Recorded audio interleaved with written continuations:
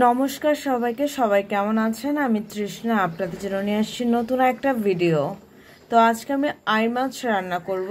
আইর মাছটাকে লবণ আর হলুদ দিয়ে মেখে নেব, ঠিক আছে? মাছটাকে ভাজার জন্য কড়াইতে আমি তেল গরম করতে বসিয়ে দিয়েছিলাম। এখন আমি মাছগুলো সুন্দর করে ভেজে নেব। আইর মাছ যেটা কিন্তু খুব ফোটে, তো একটু সাবধানে দিতে হবে। তো চলো মাছটাকে সুন্দর করে ভেজে নেই। দেখো মাছটা খুব সুন্দর মতন ভাজা হয়ে গেছে, এখন আমি তুলে নেব। মাছ ভাজা তেলের মধ্যে আমি কিছুটা সেদ্ধ করা ফুলকপি আর আলুটাকে একটু হালকা তেলে ভেজে নেব।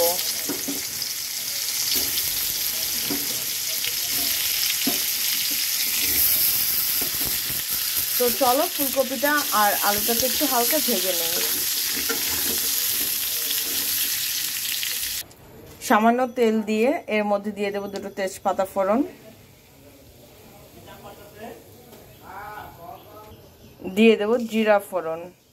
তেজপাতা আর জিরাটাকে সুন্দর করে একটু ভেজে নেব।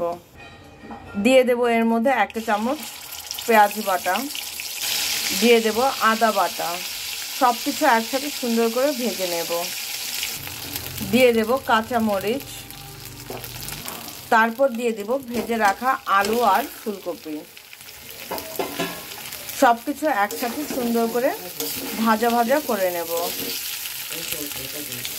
দিয়ে দেব স্বাদ অনুযায়ী লবণ, 1 চামচ হলুদ গুঁড়া, দিয়ে দেবো 1 চামচ ধনিয়া গুঁড়া, দিয়ে দেবো 1 চামচ জিরার গুঁড়া। সব কিছু একসাথে সুন্দর করে কষাবো। 2-1 মিনিট ভাজা ভাজা হওয়ার পর দিয়ে দেবো সামান্য পরিমাণে জল, যেন মশলাটা না পুড়ে যায়। এইবার সব কিছু আবার সুন্দর করে মিক্সড করে দেব। এইবার খুব সময় নিয়ে এটাকে কষাবো। তেল ছেড়ে দেবে আর জলটা শুকিয়ে যাবে। তো চলো এখন এটাকে আমি ঢেকে দেব।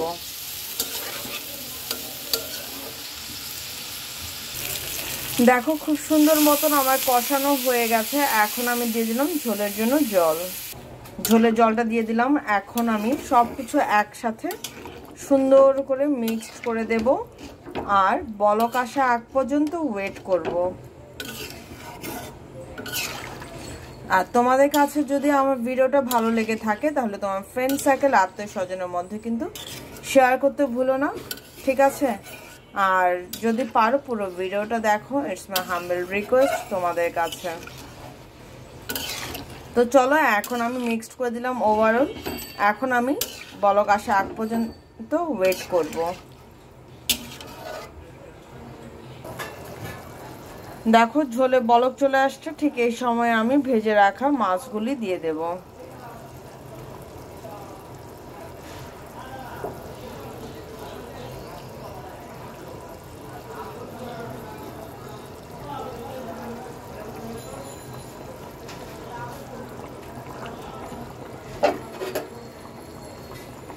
তো মাছটা দিয়ে দিলাম। মাছটা একটু হালকা সেদ্ধ হওয়ার জন্য আমি মিনিমাম 3 থেকে 4 মিনিট এটাকে জাল করব। এর মধ্যে দিয়ে দেব আমি গরম মশলা গুঁড়া। এখানে আছে জিরা গুঁড়া, এলাচ, দারচিনি দিয়ে দিলাম। এখন এটাকে ঠিক 4 থেকে 5 মিনিট জাল করব। তো চলো 4-5 মিনিট পর তোমাদের সাথে শেয়ার করছি। দেখো আমার কিন্তু তরকারিটা হয়ে গেছে। আইর মাছ আলু ফুলকপি দিয়ে রান্না করেছি। কেমন হয়েছে অবশ্যই কিন্তু জানিও। তো চলো এখন এটাকে নামানোর পর ফাইনাল লুকটা শেয়ার করছি।